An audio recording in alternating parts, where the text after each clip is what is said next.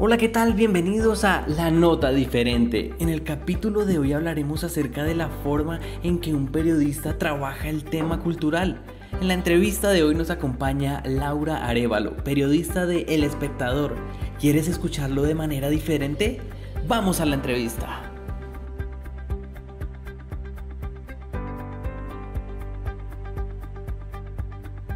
¿De qué manera considera usted que la comunicación y el quehacer periodístico son capaces de crear cultura?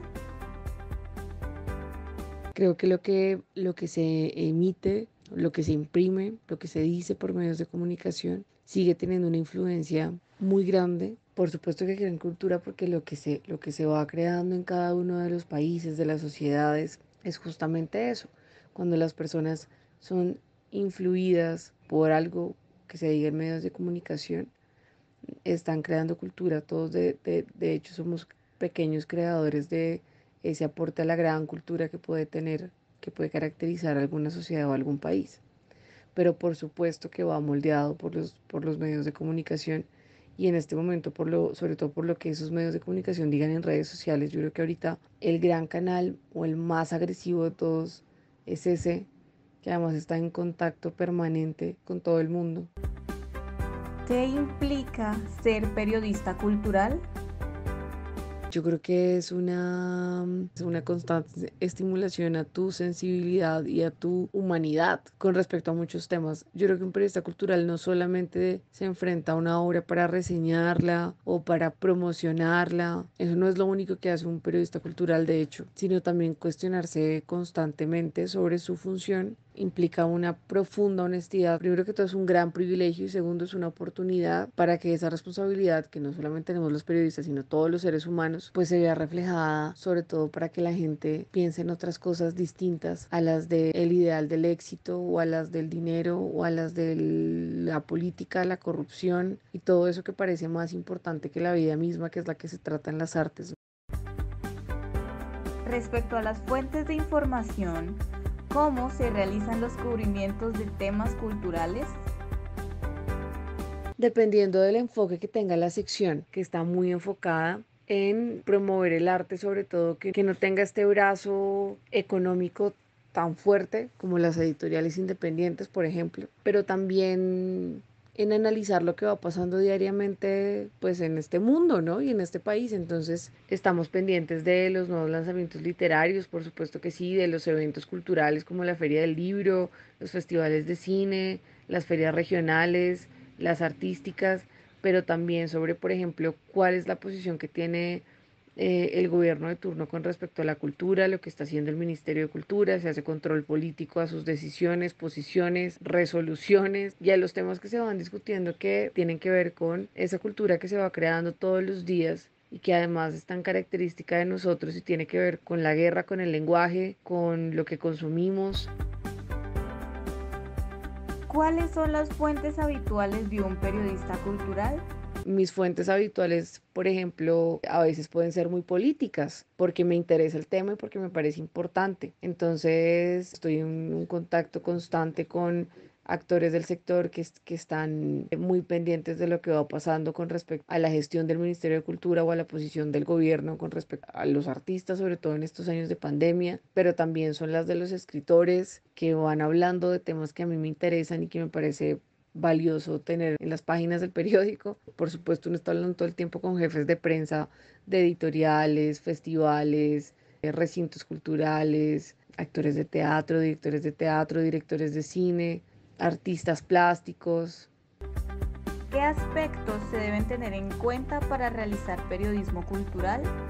Hay unos valores básicos que todo periodista debe tener muy claros. Ahora, cuando nos centramos en el periodismo cultural, tiene que haber una profunda conciencia del sector en el que estás trabajando. Es una fuente dura, es una fuente que casi no se lee, que no se consume, así como las artes en este país, es equiparable a eso. Entonces, pues, ¿qué aspectos debes tener en cuenta? Que estás trabajando con un sector golpeado, que además ha trabajado a lo largo de la historia con las uñas, que es gente profundamente convencida de lo que está haciendo, porque si no, no lo haría, porque la retribución económica que esto tiene, digamos que es mínima, y que además tienen un objetivo muy claro con respecto a su quehacer.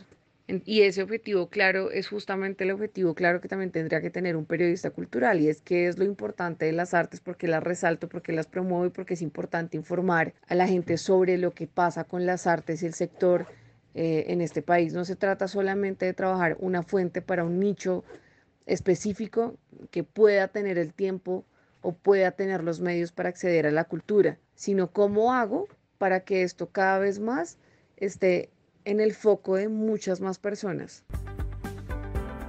¿De qué manera se constituye la agenda de un periodista cultural? En la sección de cultura del periódico El Espectador tenemos un editor que nos está repitiendo constantemente que la agenda tendría que ser elegida por nosotros y no por Twitter o los demás medios de comunicación o lo que vaya pasando tenga que ver con la noticia o la coyuntura. Por supuesto que estamos en un periódico que además tiene que estar pendiente de lo que va pasando todos los días. A nosotros nos dicen que son temas fríos, ¿no? Entonces no tenemos que estar todo el tiempo detrás de la noticia, sino más bien del análisis de lo que va ocurriendo con las demás noticias. En eso nos podemos meter, por supuesto que sí, o simplemente con lo que va ocurriendo con respecto a lanzamientos, eventos, o con respecto a los no lanzamientos o los eventos que no se llevan a cabo. Yo creo que es muy distinto a lo que podría ocurrir en una sección como política. Por fortuna es un espacio en donde tienes muchísima más autonomía y libertad, y eso también tiene que ver mucho con el medio de comunicación. El Espectador, por fortuna, respeta mucho lo que como periodistas elegimos para proponer y escribir. Eso no pasa en todos los medios. Pero simplemente una agenda se va formando, o por ejemplo, te hablo de mi agenda, lo que yo voy proponiendo semanalmente tiene que ver con lo que a mí me mueve semanalmente, con lo que yo siento que está incidiendo o no incidiendo con las artes en el país, con lo que me van contando, me voy encontrando y creo yo que le generaría valor a la vida del resto o a la mía, o con lo que va pasando, ¿no? Es que también tienes que tener en cuenta que uno no siempre tiene la fortuna de elegir. Generalmente nosotros sí lo podemos hacer y eso es un gran privilegio. Acá hay un poquito más de tiempo para detenerse y reflexionar, y de ese modo también elegir qué se va a escribir y qué se va a trabajar. Respecto a las fuentes de información, ¿cómo se realizan los cubrimientos de temas culturales? La noticia, la primicia, es una cosa que tiene que salir ya, en caso de que haya ocurrido en el momento y sea una cosa con la que haya que reaccionar ya. La otra noticia puede ser entonces algo que tú solamente sepas y entonces vayas a sacar y tengas tiempo para trabajar. Eso también estaría buenísimo y podría tener que ver con un tema de corrupción, de mal manejo, el lanzamiento de alguna obra, en fin. Pero generalmente tú estás pensando en otra cosa, que es en tener tiempo para pensar, trabajar tus temas y publicarlos los tiempos en los que determines con tu editor. Por ejemplo, en la sección de cultura del periódico siempre hay una persona que está al frente en web para reaccionar ante ese tipo de eventualidades, pero no es un asunto del día a día como posición como judicial, política o negocios. Esto fue La Nota Diferente. Gracias por escucharnos. Nos oímos pronto.